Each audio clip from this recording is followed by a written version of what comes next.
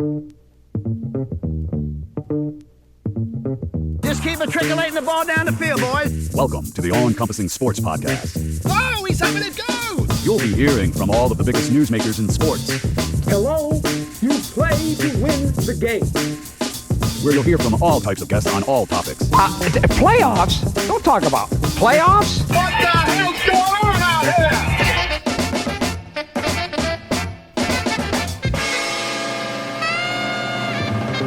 And now, with sports, Rob.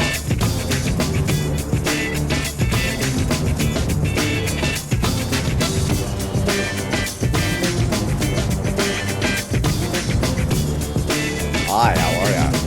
Good to see ya. It's Rob, it's Sports Rob. That's the new sign. We're going to try and get that settled in so that it's fitting more into the screen. I'm going to work on placement and positioning and height, but we'll get that worked out. The question for now is, what do we have today? This is another recorded episode that's coming from a couple months ago, just around the time the Olympics ended. So, back in early March. We're a little bit behind. We're hoping to get some new stuff out next week, but let's see what happens. But I did want to say thank you to Andrew Rochman for waiting all this time, and to Adam Shale as well last week. Both of you for their podcasts to come out, and Adam, a little bit of a delay in getting yours out in terms of actual day and time, but it should be out today. I know I had said that for the past 2 days. I do want to get it out Memorial Day weekend on Monday. But we're getting it out today on Tuesday, and it's a fantastic guest. He's well worth the wait. You saw some of the takes in some of the social posts. They're all pretty good. Not all perfect, but they're all really good. They're well thought out. Even the Phillies take versus the Braves take was well thought out. Just didn't work out so far this year, and who knows where the Phillies go down the end of this year. But right now the Braves are looking pretty good. But that was a spring. This is a spring training pod, so this is well past that point, and he does reference Dunedin and Steinbrenner Field in Tampa, I believe. So those are spring training facilities for different baseball teams that the Mets played over the course of the spring. And he was there. That's one of the things he talks about in this podcast, Andrew does. My guest is indeed Andrew Rochman, a friend of mine. I've met through another friend, mutual guest on the show, Andrew Sindel. We talk about him too. Sorry, Andrew, you kind of catch a stray in this one. But yeah, thanks, Andrew, for being on the show. He's a huge Mets fan, which is how we connected. We did a ballpark tour over the past couple of years. He's raising a family now, so he's got a little less time for that. That comes up in the pod. But enjoy the show. Listen to Andrew, hear his wisdom, and enjoy his presence. Thanks. Hey, Andrew, thanks for being my guest. How are you? I'm great. How are you doing, Rob? Pretty good. Yeah, long weekend, but feeling better today. So yeah, appreciate it. Thanks for being my guest. I wanted to start with just a quick overview of your fandom, how you got into the teams you like, what your story is. Okay, well, diehard Mets fan, a little bit of an Astros fan because I live in Houston. New York Rangers hockey, New Orleans Saints, a little bit of Texans. Most of my fandom comes through my dad because he grew up in New York in the Bronx, hating the Yankees because my grandmother loved the Giants. Okay. Growing up in New Orleans, no baseball, so of course followed his team, which was the Mets, which is why I'm a diehard Saints fan as well. So very passionate about sports, love baseball, football, and hockey, and college basketball. Nice. So yeah, about pretty young age you got into sports, basically? You could say I was born into it. Okay. Were you you were born before 86, so did you have any memories of the 86 Mets? No, I was born in 82, but no real memories of 86. Okay. My first real baseball or even sports memory was, I think it was about 89. The San Francisco Giants and the Oakland A's played a exhibition spring training game in the Superdome. And my dad took me to the game, and it's also where I got my first baseball. How'd you get the baseball? We were sitting third base side, and in between innings, somebody threw it into the stands. And as a little kid, I didn't want to put my nachos down, so it hit my nachos, spilled everywhere, and I picked it up off the ground. It's a great story. It's a good way to get into sports. Yeah, it's awesome. All right, so we have talked about your fandom a little bit. We kind of know that you've got some New York allegiances, some Houston allegiances, a couple of New Orleans things. But It is going to be baseball season. I know you just you're actually in Tampa as we speak, I believe. So you just saw the Mets play. The last 2 days, I caught them play the Yankees at Steinbrenner Field, and then today I saw them play the Blue Jays in Dunedin. Okay. So how'd that go? They're 2-0, so I think I have to go to every game now. I will say that sounds about par for the course for our little group of friends, basically trying to get to every game we can. So yeah. It was good, on the road. They were on the road for both games, so the big stars didn't travel. But I got to see a lot of the young guys and some of the guys fighting for roster spots. So it was good to kind of see those kids get a chance. Right. And speaking of the big guns, I mean, we'll get into Lindor in a little bit, what's going on with him. But what are your thoughts just on the general idea of whether the 2026 roster is, and we can talk about whatever you want to talk about with this. I'll ask you some more pointed questions maybe down the line if we don't get into it. But thoughts on 2026 roster versus 2025 roster, last year versus this year? It's certainly different. Can't say I was too happy with a lot of the moves they made in the offseason. I really question not even offering Pete Alonso a contract. I can see reasoning behind the Nimmo move, though I wasn't happy. But I will hold out judgment because I'll say if they can pull it off and win the World Series, all is forgotten. Right. So okay, I mean, it's a legitimate, but you laugh, but I mean, it's a legitimate desire for the Mets fans with Steve Cohen at the helm. They should be winning World Series. And I don't know if you have thoughts on if he's making any of these movies owing to the looming lockout or anything, or what your thoughts on contracts? I think Cohen's actually keeping his hands off. He hired Stearns, who he thinks knows what he's doing. At least I think somebody thinks Stearns knows what he's doing. But so he's kind of letting him, do his thing. And I don't know.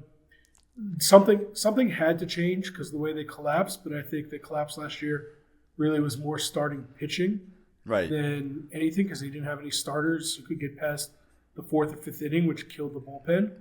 But he, Stearns preaching run prevention, and that's why he wasn't interested in Alonso. But you signed Bichette to play third base, who's never played third base.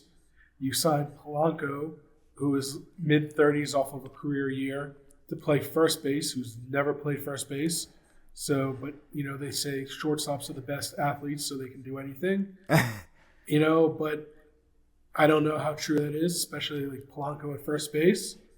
And I, seeing Alonso could have been like this generation's David Wright. Right.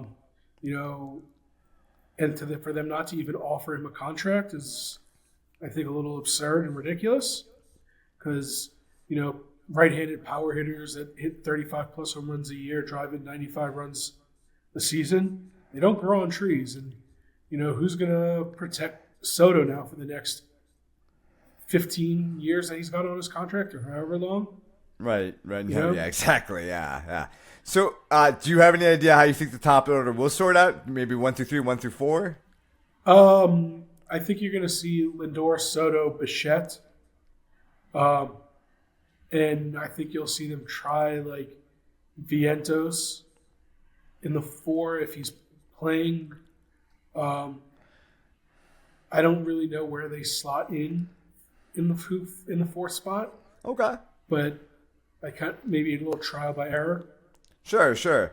And you did talk about the starting pitching, bringing Peralta, the kids, everything. What do you think about this rotation for next year? I like the rotation.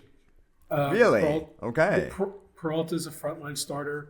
McClain is going to be dynamite.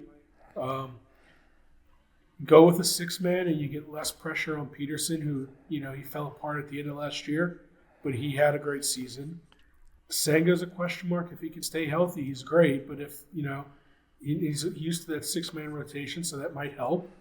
If you can get a better season out of Manaea, Clay Holmes was good. And they got a lot of young depth. You have Tong in the minors. That's where he's going to start. People forget about Christian Scott is back. He had Tommy John and missed most of last year. But when he was up 2 years ago, he was fantastic in his Right. brief outings. So, and Tobias Myers, who I think was a key part of the Freddie Peralta deal, which is why I was kind of okay with it, giving up Sproat and Williams, because he's a good fourth, fifth starter and a swing man out of the bullpen. So starting pitching depth, I think, is really key this year. Okay, yeah, I mean that's a good take. I agree that Peralta is a front end starter. I think maybe he doesn't always end up in the conversation, but he generally starts every season as a Cy Young candidate. So and he's younger than I thought. He's been in the league a long time. He's only 29, so I didn't realize that. So yeah, if they decide, go ahead. I was gonna say you don't always need a Cy Young content. They're Right. As long as you have a really good staff, and I think the bullpen will be a big question mark though. Right, and we can get into a little bit of your I know we've kind of gotten into some of your more technical takes. What are your fan takes just on the Nimmo and Diaz? And I know you kind of got into the Pete stuff from both a fan and kind of a team perspective. But thoughts on the Diaz move and the Nimmo move. The Diaz move, I think Stearns really botched that whole thing. They talked about they brought Williams in to be the setup man, but I don't think it was relayed to Diaz, and Diaz is a closer. Closers they've got egos, and you bring a guy who had been a closer in, and you don't tell Diaz that this is what the plan is. So, he went to the Dodgers. He took $3 or $4 million more, and the Dodgers are the class above everybody else. So, but I kind of think like Diaz wanted to be in New York, and if Stearns would have been more open with him, I think he'd still be closing for the Mets. Weaver, any thoughts on him? Weaver, all I know is they talk about Williams. His numbers were good. He just hit a lot of bad luck last year. But you brought the top two pitchers in Williams and Weaver from that Yankee bullpen, which was not a good bullpen. So, cross your fingers and pray. Right. Fair enough. Yeah. So, I mean... So, okay, you think on the starting pitching depth and something, maybe the lineup will be decent? So you're giving the edge in 2026 versus 2025, most on starting pitching. Yeah, I mean, I think you look at, like, Bichette is a more clutch hitter. It'll be seeing what they get out of Lewis Robert in center field. But anything is better than what they put out in center field last year. Losing Nimmo, it's a lot of offense between him and Pete. But if Carson Bing can really grab a hold of that spot and spring and run with it, it'll be good. And I understand why they got rid of Nimmo. They wanted to kind of get out of that contract, because it is a long term, and he's been going slowly downhill, and open up room for some of these young prospects that they got who are really close. But what they got for Nimmo, I'm not sold on Marcus Semien. Wrong side of 35. His bat's disappeared the last 3 years. But, he's a Gold Glove second baseman. So, there's Stearns in his run prevention. Right. No, fair. I get. So you're perplexing me a little bit, because obviously you have some faith in Stearns. What's your faith in Stearns, just in terms of maybe the trade deadline, what he's done so far, what you see in the future? Well, last year's trade deadline was an utter disaster. I don't have too much faith in Stearns, but it's spring training, eternal optimism. This team's dynamite. They're going to win, and the Phillies bringing back almost the same exact team, and they've got a lot of question marks. So again, the postseason's a crapshoot. You just got to get to the place. You just got to get to the playoffs to begin with, right? And like I said before, if they can do that and they get there and they win, I guess I can let everything that Stearns did slide. But it's you go with a little bit of a question mark. Right, and kind of on that same line about question marks and letting things slide, how do you feel about Cohen not basically saying he doesn't want to name a captain during his ownership? It's overrated. Being the captain is overrated. The Mets have had maybe, I think, 3 or 4 captains. You had Sean Franco. You had David Wright was the last one, and Wright's been gone for so long. And unlike, say, like hockey or something like that, as long as somebody's on, you got guys leading on that team in the dugout and in the locker room. What does it matter if somebody's got a C on their jersey? Fair, yeah.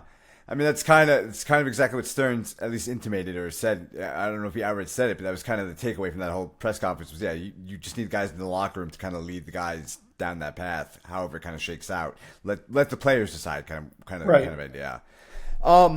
Yeah. So we've kind of gotten into some of the different positions, the depth at pitching, some of the things that are shaken up around the roster.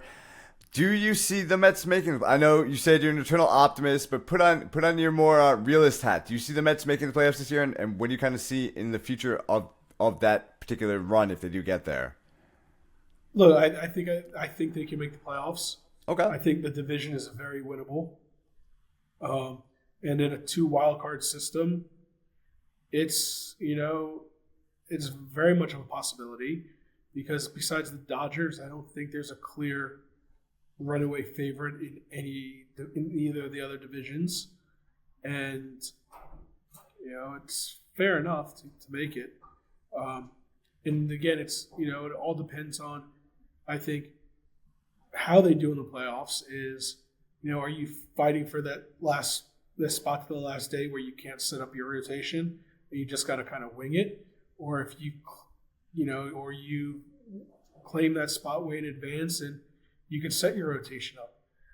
The other thing is, as you've seen for most of it, I mean, I guess the Dodgers were the exception, but most teams that get that bye, they get knocked out the next round. Right. Yeah. Because, you sit around for a week. So I don't know that I necessarily want them to get the best, one of those top 2 spots. Okay.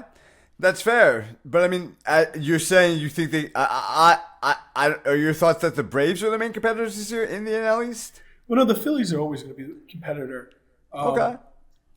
I think the Braves have a lot of question marks. Okay. They got so many guys coming back from key injuries, and that's always a crapshoot. Sure. So okay, so you kind of more see it in Phillies Mets race with the Braves kind of hanging around, seeing what happens with injuries returns. Okay. All right, so we'll move on from the Mets. Maybe we'll reapproach that down the line a little bit. But you're obviously an Astros fan. I know I'm not as knowledgeable about the Astros as I'm about the Mets. So give me a little bit of your thoughts on the rotation there, because I know it's a little bit different than it was last year, or at least in past years. Hunter Brown's an ace. Okay. I think he's very underrated around the league. And then they got a lot of question marks. They signed the Japanese guy. I'm not sure exactly what his name is, Ima or something like that. Tatsui Imai or something like that. Yeah. But you never know what you're going to get, because some people were talking about around baseball that he's a number 1 or number 2, or he's a number 5. Right. Nobody really knows what you're getting. They got a lot of guys coming back for this who after Tommy John who are pitched some last season. But they have the Astros aren't going to be nearly as good. I don't think they're anywhere close to a playoff team. Okay. There's way too many question marks between the rotation, the bullpen, their outfield, their glut of infielders. Crane's the owner's lack of wanting to go past the luxury tax. So they're claiming it was a baseball move, but they just traded Jesus Sanchez and his $6 million contract to the Blue Jays for Lou Perfito, who makes nothing. Right. Trying to free up some money and make sure they've got enough room underneath luxury tax. Right. And obviously, I'm a big Yordan Alvarez fan, but I know he's injury prone. Do you think he returns to some kind of form? I mean, and it wasn't a down season, but it was an injury season last year. So do you think he's gonna bounce back from these? Because it's been a couple of years now of injuries for Yordan Alvarez. Yeah, well, the injury thing is a completely separate thing. It's an Astros problem. They've had this. They cleaned house this year with medical staff. Oh, but you had Kyle Tucker 2 years ago, where it was a sprained ankle and a bone bruise, and it turned out he had actually fractured his ankle. Oh. You have the Yordan last year with his hands, and they weren't doing MRIs and stuff in a timely fashion, and they were like, "Oh, go ahead, start swinging and he refractured the hand. So maybe a new medical staff will be better for them.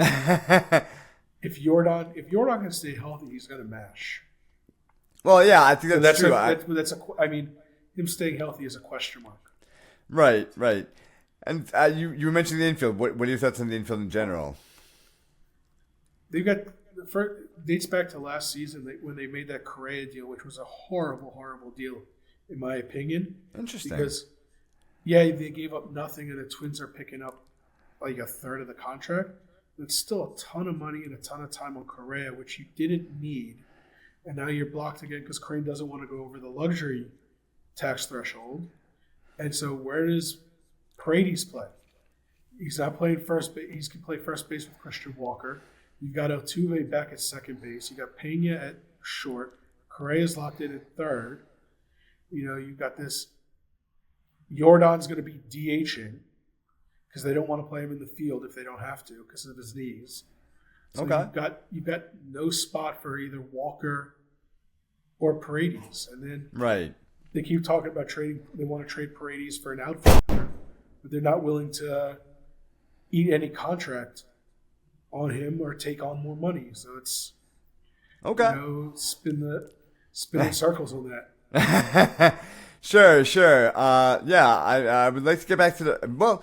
Do you have any thoughts? I know you're kind of being measured about this, but I'm assuming. I'm not assuming anything because I know we've actually talked in the past. I forget exactly who was competing. I remember his rookie year. You thought that Pete should, obviously not to bring up a sore subject with Pete, but I remember your rookie year. We went through a game together, and you thought Pete was probably the number one MVP contender. So I know you have high hopes for the Mets in general, but do you see the Dodgers coming out of the NL, or do you see anyone challenging the Dodgers this year? The Dodgers have to be the clear favorite. Okay. I think the Mets, the Phillies, the Brewers have always done good. Well, you can challenge the Dodgers. I mean, again, you have no idea what injuries happen, and the Dodgers sock away these billion-dollar players and then bring them back out. But look in the World Series last year. The Blue Jays were like one pitch away from winning. So, again, it's baseball, There's a lot to go into it, but the Dodgers have to be the heavy favorite. And I don't know if you have an opinion on the AL. I know you're more of a Mets-centric person. I know you've got some Astros fandom, but do you have any ideas? The AL is a little bit more wide open, I think. Maybe I'm wrong about that. I think the Yankees are the favorite in the AL. I could be wrong about that, though. I don't know. I would kind of think I'm picking a favorite. I'm going with Seattle. I think Seattle has got a great rotation. They've done a lot with that, with that offense.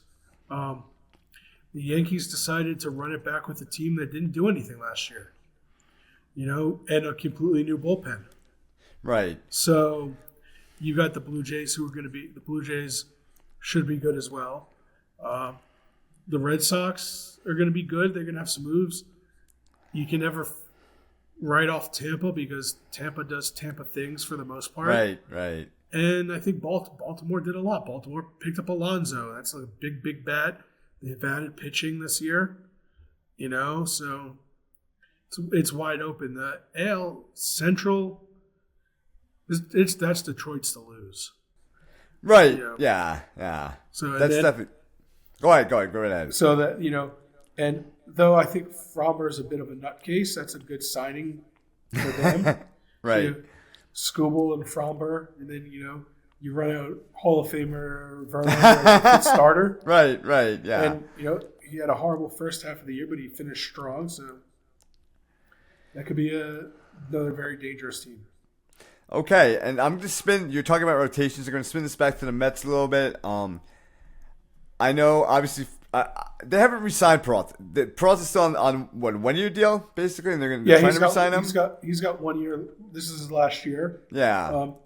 He said he wanted to get settled in before he wanted to talk negotiations for a new contract. So we'll see that, see what's possible. The same thing was like back in the day with Lindor. They traded for Lindor. He had the 1 year left, and he wanted to settle in. And he signed a new contract before the regular season started. So right. Okay. Let him see what happens and go for it. I only ask because I'm not a massive conspiracy theorist, but I have this feeling, and maybe I'm just, and you've kind of said you think you think Cohen is basically a hands-off owner. I'm basically in agreement with that. I think the only time he's not is with the starting pitching. I think the Verlander and Scherzer moves spooked him in terms of signing high-end front-end rotation pitchers. No, I think he's learning it. He's even said that he's learning on the job with it, Right. and that's why he's kind of letting Stearns do his thing. Okay. But the Lindor deal, when he wants something done, he does it. Lindor, Soto, he got very hands-on with those guys. Though I'm not too sure what kind of deal they're going to really sign with Peralta, because I really think there's a lockout coming after this season. The owners, I think I read they've got like a $4 or $5 billion war chest they've been packing away. Oh wow! This money because they're gonna force a salary cap down the players' throats, and there needs to be a salary cap. For as much as I love what the Mets do and the Dodgers. No, but baseball's not competitive for the most part. Right. And to me, an ideal salary cap would be like what the NHL does with a floor and a ceiling. Yes. So, because I think part of baseball's issue is, teams like the Marlins and the Pirates, they get the revenue sharing, and that money's supposed to be pumped into their payroll, and those owners pocket it and don't do anything with it. Absolutely. So. Yeah, so I would agree with you. That's kind of I haven't thought enough about it. I do believe there should be a floor. I guess you're right in the fact that these teams are not going to end up spending the hundreds of millions of dollars on the off seasons that the Mets or the Dodgers do. So I guess there has to be a cap just to keep it competitive. I don't know how exactly I feel about that, but I understand where you're coming from, and I would have to agree that to keep it competitive, you do have to have some kind of a salary cap. So yeah. I would agree that would probably be the best way to go forward with a cap and a floor. Hopefully the owners will agree to the floor, because obviously there are some of these owners who are more cheapskates, or I don't know if that's the right word. I don't know if that's being kind enough to them, but they don't really spend their money. But yeah, if you're a fan of the Pirates, you haven't seen what was it, 2010, 2011? I don't like the last time they had a pretty decent run. I guess it's probably more recent than that, because I know that the Jets had the longest playoff drought in all of major but the sports. Jets, what are the Jets going on? 30 years, 20 years? No, playoff drought. It's I hope you're kidding, because are you a Jets fan? I don't know. No, I'm not a Jets fan. Okay, lucky you then. Well, yeah, we'll get to some of this in the post game, but we will talk about the Texans and the Saints a little bit. But yeah, it's been a while for the Jets, so yeah, I get your drift, Andrew. I know where you're coming from. But yeah, so I mean, any other thoughts just on baseball in general? I don't know if you have any particular things that you wanted to bring up on baseball, or any thoughts you have on baseball. I mean, I don't know. I'm more passionate about hockey than I am baseball, but there is something baseball. There's a romance with baseball. There's really nothing compares to spending an evening or an afternoon live in person at the ballpark. And it's just something special. It's the reason why it is the national pastime, and it may not be as popular as football anymore, but it's just such a different feel when you're at a game. Right. Yeah. And speaking of that, I do see the jersey. I'm assuming this is the patched up one. Yes, this is my patched up Mets jersey with all my seven-line Army outings on the sleeve. So yeah, I've been to a couple outings with you and another. He's your cousin, but another friend of the show, friend of ours, Andrew Sindel. And are you're very close to finishing up the stadiums? Really close. I'm done. Right? Oh, you're done. You're waiting for Vegas to open. You're waiting for 2 Vegas years to open. ago, St. Pete for the Rays was the final That's right. one. That's right. I still have to go back to Atlanta to go to Truist, but I was at Turner Field. Okay. So my chase, I counted it as home ballparks. Right. Because, sometimes you just can't keep up with the stadiums. So I'll eventually get there. I may try to hit up Sacramento just because. See, it's a little harder to do now with a family and kids, but it's a lot easier to do the chase when I was single. It's the way it goes. Yeah, I think that's why Andrew Sindel is still going after it, because he's I don't mean to put his. I'm not gonna put his business out there, but I guess I just did. I guess I just did a little bit. But yeah. All right. So yeah. I mean, if you want to talk some hockey, I'm more passionate about baseball than hockey. But I did have a couple of guests talk about the Rangers. Thoughts on maybe the past 2 or 3 years of moves by the GM? Chris Drury needs to be fired, and he should have been fired 3 years ago. He should have never even had the job. Okay. I feel like he doesn't know what he's doing at all. When he was GM of their AHL team, he got into it with players and he like ripped them in front of people, and like that's just not how you do things. And look, he last year with the trade of Trouba and how he lost the team, it started in the offseason when he put Barclay Goodrow through waivers because he wouldn't waive his no trade, which, yes, you can do, but the guy, he's a veteran. At least owe him telling him you're doing it, not 5 minutes before you do it. And then doing the same thing with Kreider and Trouba during the season when he leaked his note to all the teams that he wanted to trade him. And it's the reason why the Rangers are a disaster right now. But the real reason the Rangers are a disaster, it's even more so, it's ownership. It's James Dolan. And you look at, because he owns the Knicks and he owns the Rangers. When the Rangers were having that great, stretch, what was going on? Dolan was paying attention to the Knicks. And the Knicks were horrible, and the Knicks had all these issues. He switched and started looking at the Rangers. Rangers are a mess, and the Knicks are now good. That's fair. I get that. So yeah, what do you see? I mean, I talked to Andrew Sindell about this, and I believe someone else, but they basically have said, and I'm sure you've heard this too. I'm guessing you believe this. It's a full rebuild, however that comes about. No, they've said it's a retool. Okay, it's not a retool. They need to tear it down. Right. I don't know if they've never had, throughout their history, they can't develop players like right. forwards. They've done well with defensemen. I mean, the goaltending that has come through that organization with guys they've drafted is just absolutely stunning and second to none. But you can't develop players. And they've had also a little bit of tough luck. 2 years, I think it was 19 when they ended up with the second pick. Jack Hughes went 1 to the Devils, and you ended up with Capo Caco, who never developed. But they didn't make a mistake there because everybody ranked it was Hughes, Caco, and everybody else. Caco never. Okay. Caco not developing, is that on the Rangers? Maybe, but it's not like they made the wrong choice.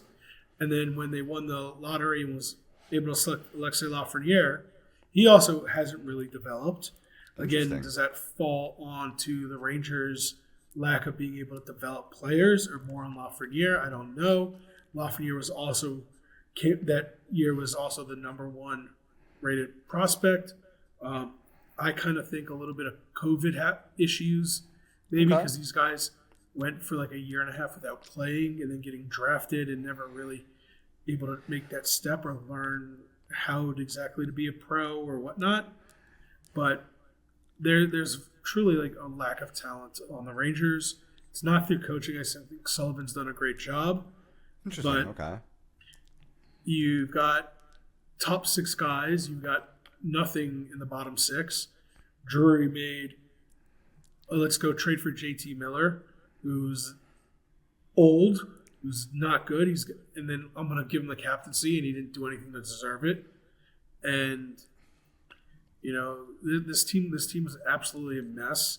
Their whole plan went out the window when they were planning key free agents, when everybody re-signed their upcoming free agents this year. It's going to be a long few years on Broadway. Right. Yeah. So, I mean, I don't know if you have a dream person that you would like to see as the GM. Maybe someone from the league, maybe someone out younger. I don't know if there's anyone in the role currently that you would like to see on the Rangers in that position. I thought Jeff Gorton was doing a great job when he was the general manager. Okay. And then Sather up and fired him and President JD and replaced him with Drury. So I don't know what they're going to do. I don't know who I would bring in. Right. key is get rid of Dolan first. Well, okay, or at least we can commiserate on this because we got to get rid of Woody Johnson for the Jets too. So we both have owners that we are holding us back. Yeah. So we also just we're taping this on Monday. We'll air this on Saturday, but just wrapped up the U.S. hockey, the Olympic hockey with the U.S. men's team winning the gold. Give me some thoughts on that. The run, maybe the gold medal game. First what off, we got to talk about the women too. Good Winning call. on Thursday. I mean, that rivalry with Canada is just unbelievable, and the gold medal women's game was absolutely fantastic.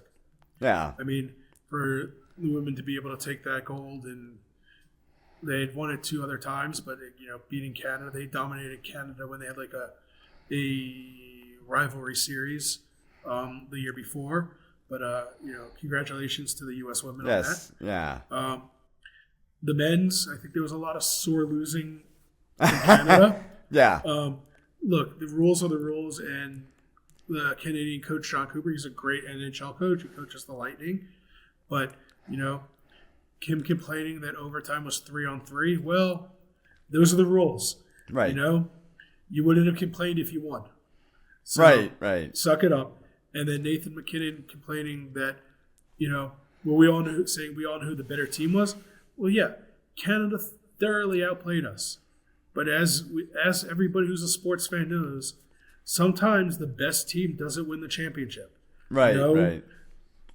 You got to put the puck in the net, and McKinnon missed a wide open net, so kind of on him a little bit there. So, the U.S. took advantage, but, you got to talk about Connor Hellebuck. That was a hell of a game. That's probably one of the best goaltending games you've ever seen. The paddle save on Devin Taves, I mean, that's incredible. Yeah. He was just on top form. So.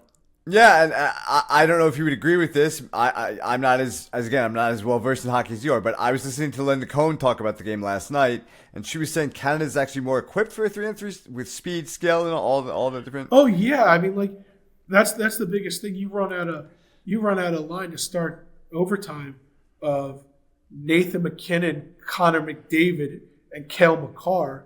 That game should have been over in 20 seconds. Right. I mean, you've got the best defenseman in the game in Cale Makar. Right. You've got Nathan McKinnon, who's one of the best players in the game. You've got Connor McDavid, who is the best player in the game. Okay. Those two guys are number 1 and number 2 in scoring in the NHL. With all that wide open ice. But again, Hellebuck it's probably the greatest game he's ever played. And what a time for that to happen. Exactly. That was another thing they were talking about, was the fact that Hellebuck kind of not overcame, but maybe not really made up for it because he's not doing it for his team, but kind of showed his mettle in a bigger game when last year in Stanley Cup playoffs he was actually pulled a bunch and kind of had some issues. He's been a great regular season goalie. He's got a couple he's got a couple of Vezina trophies for best goaltender. Yep. Whereas opposed, you've got Binghamton for Canada, who is absolutely horrible this year. He's been horrible for the past few years, but he's a cup winner. He led Canada to the Four Nations win. He plays well in big games, so that's why they went with him. And don't get me wrong, he played a great game too. But Hellebuck played a career-defining victory there for him. And I'll just leave this open-ended for you. Thoughts on Jack Hughes? Just talk to me about Jack Hughes. I wish the Devils would have drafted Capo Caco and let the Rangers take Jack Hughes. But not to take I was expect. I guess maybe being a Rangers fan, I should have expected that. Yeah, but I like Jack Hughes is such a great talent, and getting at least 3 teeth knocked out in the third period, and again it shows you what a hockey player is versus say an NBA player who's just going to oh no, my toe got stepped on, I'm going to sit out. 3 teeth knocked out, mouth all bloody, and I'm going to continue. I'm not going to miss a shift. Right. And, right. Then I'm going to score the golden goal. Yeah. No, it was fantastic. Yeah, I just amazing. All right, so we will now move on to the post game. Okay. And this is going to be a little discussion about some football. I know we just wrapped up the season. But let's just start with this. What do you think of the Super Bowl? I love the Bad Bunny performance. Okay. You know, but I'm not a Seahawks fan. I'm not a Patriots fan. Okay. I was happy for Darnold. Right. You know, Sam gets a lot of bad rap. The Jets never put anything around him. They had it where the Jets have a chance to take Jamar Chase and Justin Jefferson in the draft, so they went with some no-name defensive linemen. You know, that's not how you build a team when a guy you think is your franchise quarterback. You got to give him weapons. Right. So, it was, you know, I think Vrabel's a great coach, and New England's going to be a tough team for years to come. Right. But and quite frankly, also, it was a very boring Super Bowl. That's been the consensus of the people I've talked to about it. Yeah. And the NFL and whoever votes for the MVP doesn't have the guts to do it. But look, the Jason running back Myers. It should have been Jason Myers. Yeah, Kenneth Walker. Yeah, Kenneth Walker. Kenneth Walker got it, but it should have been Jason Myers. Yeah. I mean, up until the fourth quarter, he was the only one who scored. Yep. You know, sets a record for most field goals and most points in a Super Bowl. You know, sometimes the kicker has to be the MVP. This is the time that he should have been. No, for sure. That's definitely the right take, I think. Yeah, I would agree with that. I do have to say that Kenneth Walker did set up that offense pretty well, but I think Myers was the MVP as well. So I'm in agreement. I mean, how many touchdowns did Walker score? Fair. Yeah. But okay, all right. We'll leave it there. All right, fair. I'll see the point to you. But yeah, so you and I went to school at Tulane, and you have New Orleans connections. So thoughts on Tyler Shuck and possibly what the Saints offense is going to look like either next year or maybe down the line? I mean, I think Shuck played well. I think he's a guy you can build around. You know, it depends on what the Saints do in the draft and put some weapons around him. The Saints' biggest issue is they need to get rid of the aging vets. They need to stop renegotiating contracts and pushing off the cap hits because they're always in cap hell year after year. So they're always restructuring deals because they were always like, that's such a bad division where we can always win it. Right. And sometimes you got to pay the piper, and it's they should have done it years ago. Okay. Basically, when Breeze retired, they should have, let's go and start over. And it's about time they do that, and I think they're starting to figure that out.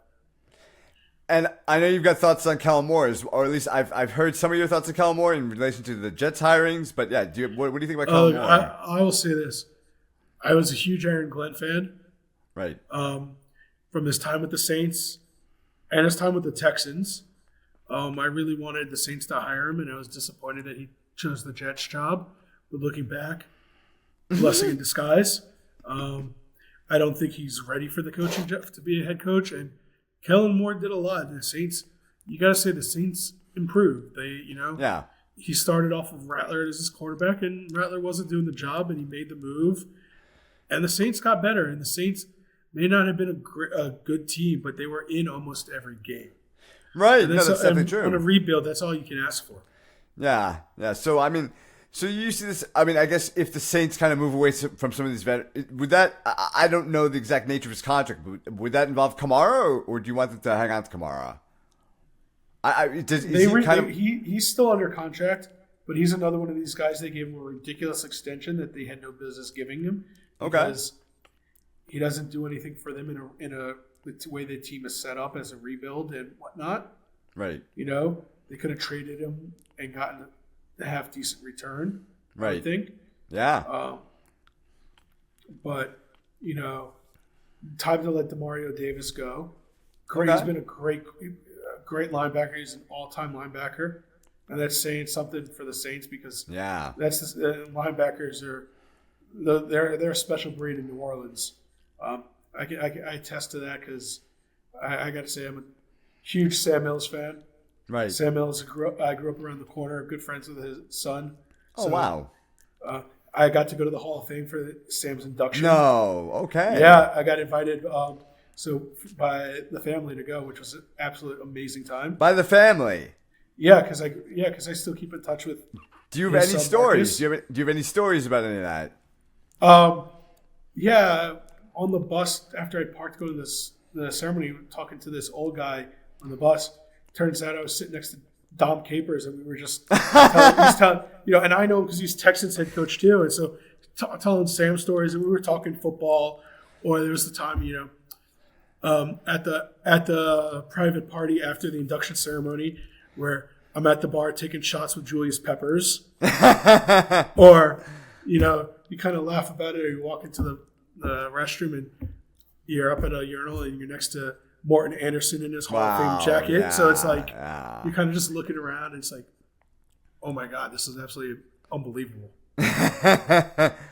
Right. So okay. So the Saints basically, you're okay with them moving off basically any veteran that's kind of putting them in salary cap hell. The one veteran. I love Cam Jordan. Right. I mean, I think he's very underrated. He's always kind of, there've been that draft class is unbelievable. You go back and look at it. That was J.J. Watt, Cam Jordan. There's I forget who it is. There's two other guys who were top NFL in sack numbers in that class. I'd rather see Jordan retire than go anyplace else. Okay. But with him, if they want to give him a year deal, I'll be happy for them to do that. But it's time to start cleaning out the dead weight on that team. Yeah, for sure. And again, you are a Houston. Well, I'm not a Houston native, but you live in the Houston area. I'm not. Yeah. So I do. Give me some thoughts on the Texans. I'm going to ask it straight up. What are your thoughts on C.J. Stroud? Obviously, amazing rookie year, kind of in decline since. 3 different offensive coordinators in 3 years. Okay. I don't know if that has anything to do with it. His offensive line has been shoddy, so they were bad this year. They're bad. He's got happy feet, but he hasn't progressed the way that I would hope.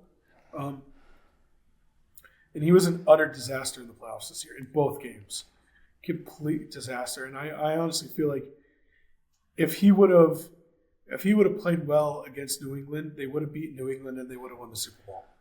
No way. Because that's true. Yes. That's true. Denver went once Knicks got hurt. Denver wasn't winning.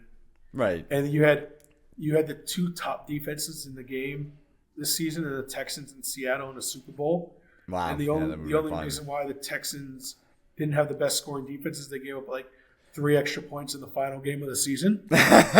But it's a pickle the Texans are in because CJ is going to be due for a huge contract. And can you win with him? But the thing is, if you aren't going to give him that contract, they're not in a position to draft anybody. Right. Who's better out there to replace him with? Tua, Kyle Murray, Fields? God, no. None of those guys. None of them make this team the Texans better. Right. And there's nobody to draft this year. I kind of think Mendoza's a bit overrated. But, okay. So you kind of have to let it ride with CJ. And you think that they can salvage that just based on maybe rebuilding the offensive line a little bit, or maybe just it's not rebuilding offensive line. They have to build the offensive line. Okay, fair. He's got the weapons. They need to find a running game. Right. Whatever happened to Joe Mixon in the offseason, nobody knows. Very, very hush-hush with this mysterious ankle injury. Okay. So, what do they do? I know that defense is set. Right. But, a couple little tweaks here because they'll have some guys leaving. But it's all about the offense. Fixing the line and getting more weapons for CJ. Okay, and you speaking more weapons, thoughts on the wide receiving core? I know Christian Kirk is a free agent. I think Tank Dell and the rest of them are pretty much sticking around. So I don't know. Christian Kirk, it's not a big loss. Nico Collins is fantastic. Right. Tank Dell's a question mark. He didn't play this year. It's how does he come back from it was a gruesome knee injury the year before. I like their 2 young wide receivers they got from Iowa State this past year. Okay. I think, think the focus should be on running back, but I wouldn't be upset if they go out and get themselves a solid number 2 wide receiver. Okay. Fair. No, that's. But yeah, go ahead. I think the biggest thing for the Texans is their offensive game plan needs to not be predictable anymore, and it's always run on first down, run on second down, short yard. How many times did they predict that we're going to try to run the ball up the middle on the goal line, and we can't do it, so let's run the same play again and again and again. Absolutely, yeah. A little more creativity. Yeah, fair. Well, I guess we can wrap here. I don't know if you have any insights into any stadium that you like more than a baseball stadium. We'll wrap up on this just because I know, like you said, you've done all of them. So what's your favorite couple baseball stadiums, maybe 2 or 3 that you really stick out? Well, first off, Wrigley Field and Fenway stand out above anybody else because they're just historic. Right. They drip history. I really liked Pittsburgh. I really like San Diego. Beautiful stadiums, beautiful settings. Colorado's a sneaky one. It's nice. Yeah. They need a better team, but it's a nice stadium. I've been to some absolute dumps too. Yeah, let's do that as well. What do you got there? I mean, the Oakland Coliseum was a dump. And Turner Field was a dump. Interesting. Okay. As a Mets fan, I've never been a big Citi Field fan. Wow. It's gotten better, but when the Wilpons built it, it was built to honor the Dodgers. And I'm going to say this, and this might be a rough take to some people. Jackie Robinson, great ball player. He did so much for the game. He, absolutely should be revered, but he wasn't a Met. Right.